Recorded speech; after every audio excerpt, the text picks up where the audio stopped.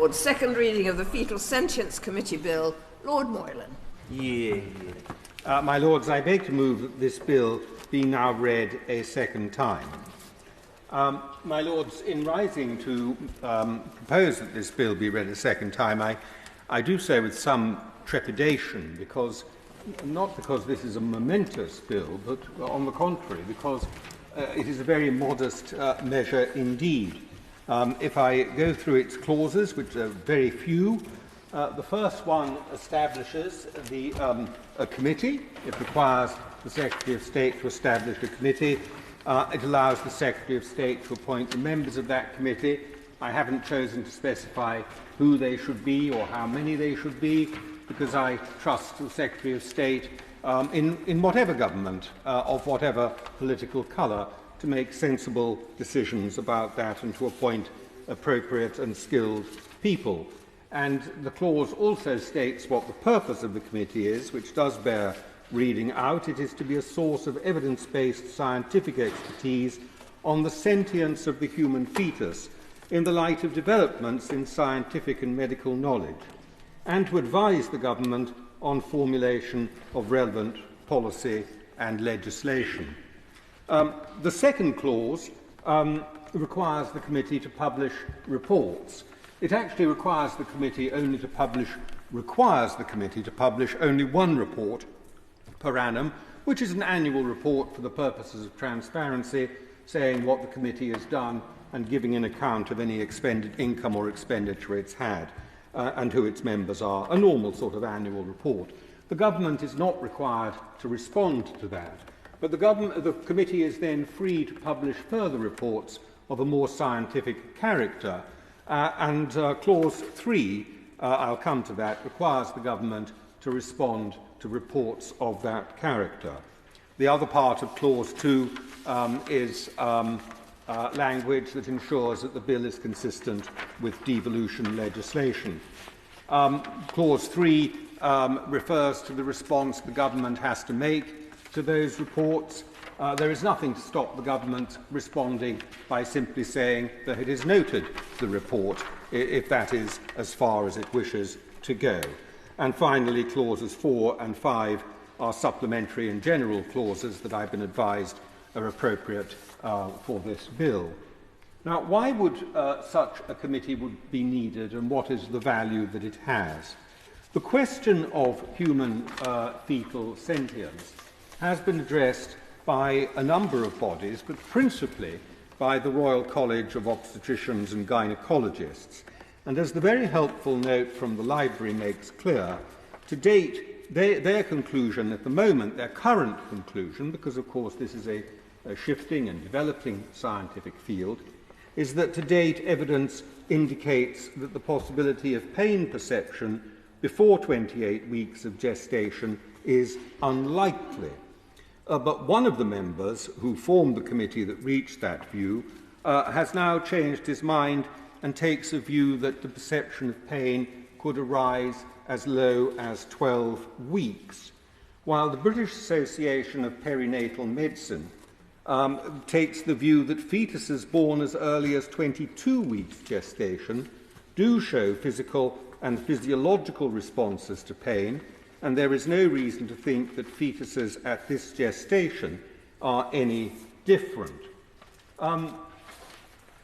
In addition, it might be said that the NHS recommends the use of analgesia for the fetus in the case of operations in utero for spina bifida from 20 weeks onwards. So I think it's fair to say that there is considerable breadth of view on on this question of human fetal sentience and when it kicks in, and that we would all benefit, government would benefit, but so would all the relevant professions, from having a forum in which a clearer and more determined view, and one which developed over time, could be thrashed out between different medical professions. It would also have the advantage that the government generally, in responding to questions on this issue, has tended to rely on the work of the Royal College of Obstetricians and Gynecologists, which places a heavy burden on them And an advantage of having a committee such as I propose would mean there were opportunities to bring together other royal colleges, including those representing paediatricians and midwives, and others indeed, so that their view could be contributed on an equal basis.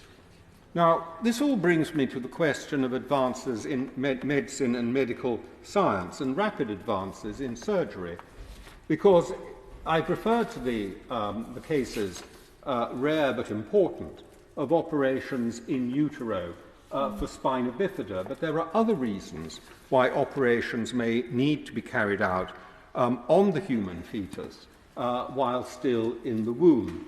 And there are also cases, of course, where it is necessary to operate on a pregnant woman for her own sake, and in those circumstances, consideration should also be given to what consequences might arise for in relation to the sentience of the fetus that she is carrying in her womb. But all of this at the moment is being conducted against a background of inconsistency of professional opinion. And if one says, as one could, that this should all be left as a matter of clinical judgment to the medical practitioner, I am all in favour of medical practitioners being able to exercise clinical judgment freely and professionally. But in fact, it's very difficult to do that without some sort of agreed guidance. And in fact, we don't, as a matter of practice, leave practitioners free of guidance. There is a great deal of guidance on a range of topics which they follow when they are carrying out their necessary and valuable work. And so I don't think it impinges on the freedom of the medical practitioner to exercise their professional judgment that there should be a better informed agreement on the occasion, the time at which fetal sentience arises, than currently exists, given the inconsistencies that I've drawn attention to. There are also inconsistencies, my lords, with the way in which we treat sentient animals.